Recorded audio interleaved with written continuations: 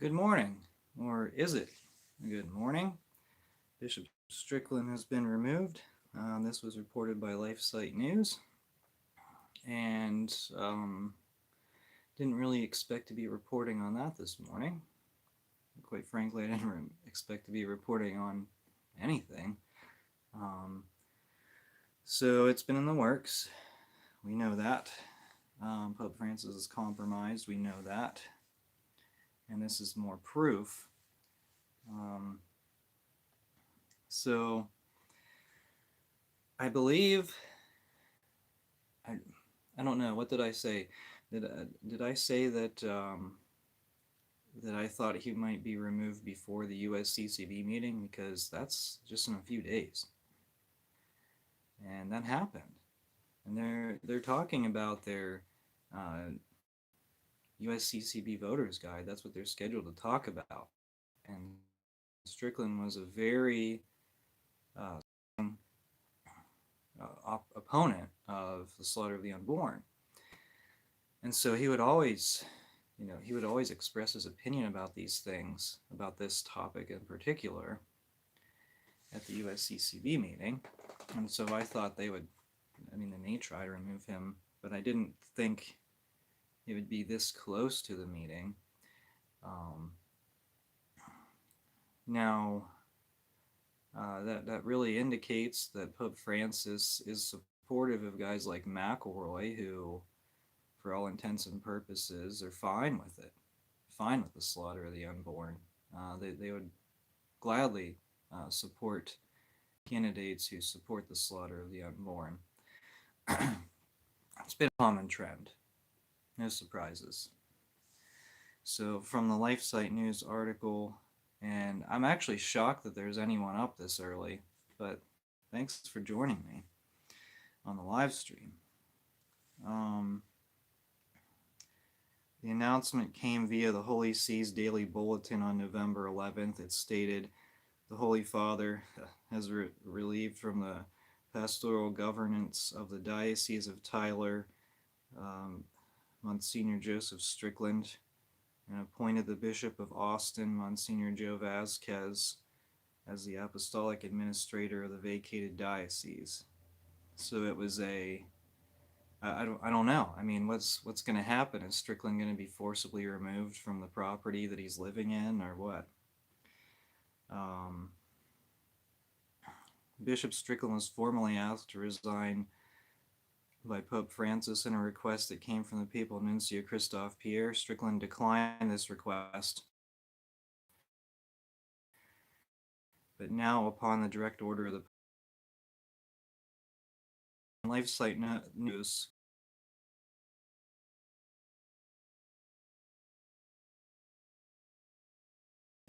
diocesan bishop's ability to remove a diocesan bishop is not without many restrictions. He can only issue a privation on the bishop exercising his office.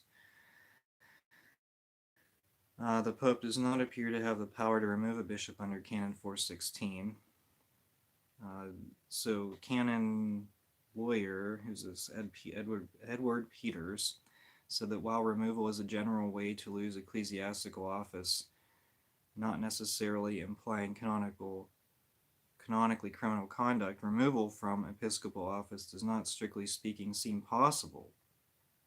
So only privation seems possible, and such action implies guilt for ecclesiastical crimes. So what crime did Strickland commit? Opposition to the Francis Church? Because I can tell you, those who support the Francis Church are rotten heretics. They support sodomy and the ordination of women and the interfaith nonsense. Pope Francis is doing an interfaith environmentalist ceremony. The eco religion is a religion. It's the eco religion. Environmentalism is a religion in itself. And he's not going to stop there. Although Strickland was my hope for the USCCB.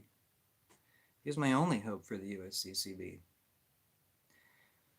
And now they don't have him. And it's going to probably strike fear in guys like Coeur d'Leone. Who are the other good ones? There's probably 10. You can count them on both of your hands, maybe one hand, right? Connolly, Coeur d'Leone. Um, I'm kind of drawing a blank. Bishop Daly sometimes says some good stuff. I don't know, but who's going to speak up? Who's going to speak up for the Catholic faith, or at least the pro-life? I mean, come on, that's a basic minimum requirement for a bishop. Naumann, Archbishop Naumann, he says some things sometimes. Now they can do their synodal heresies and talk about women priests and the pathway towards that, and Strickland won't be there to intervene, and that's what they want. Is Coeur d'Leone next? Will he be removed next if he speaks out against in favor, or I guess it would be against the slaughter of the unborn?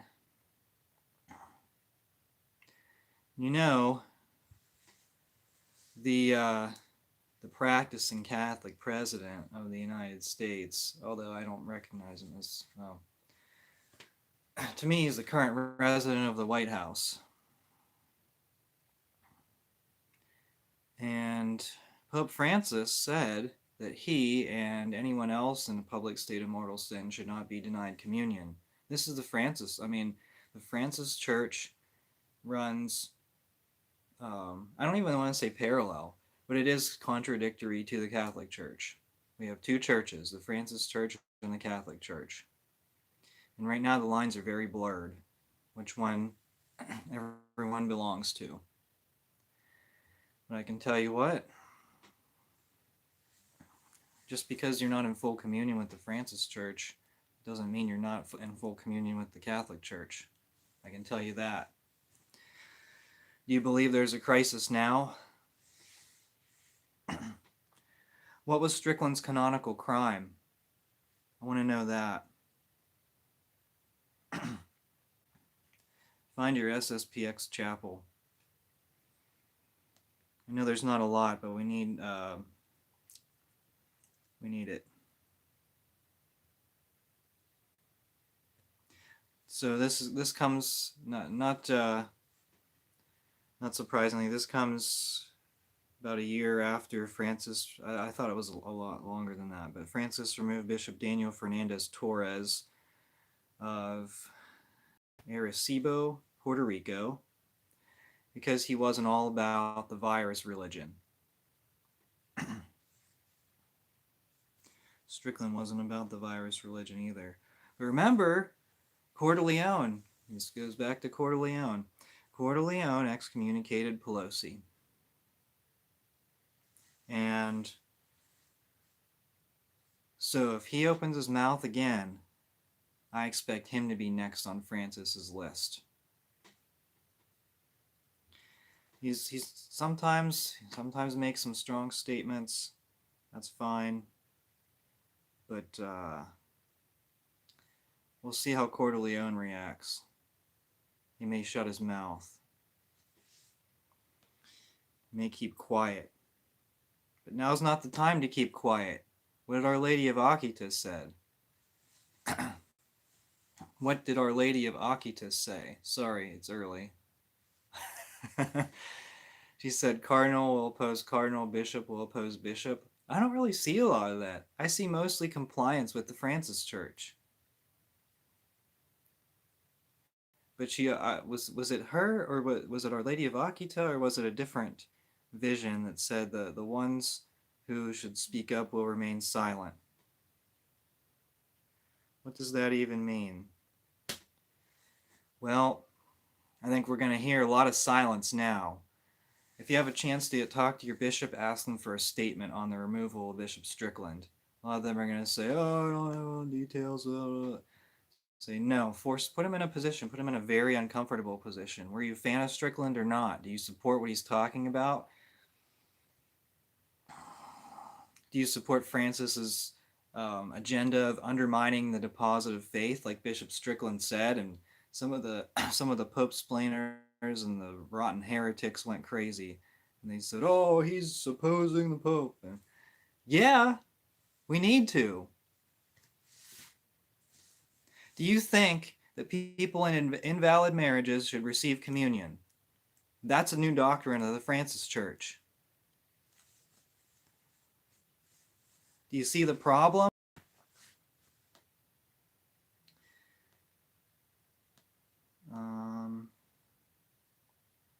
There'll be more information on this later. I hope Strickland goes on his radio show every week and slams the Francis Church. Because if you look at the trends, if you're a pervert, if you're a molester, then you're going to be fine in the Francis Church. But if you're Catholic, you're going to be kicked out. I don't want any part of that.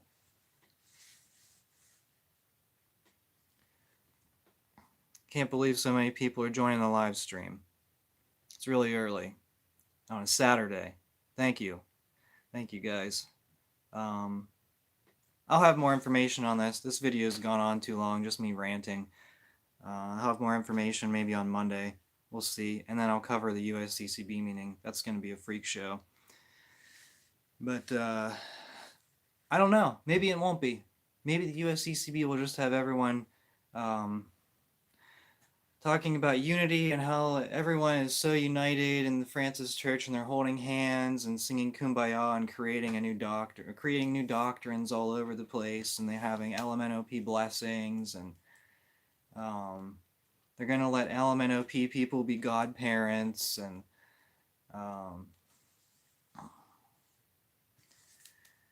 what else? Women priests.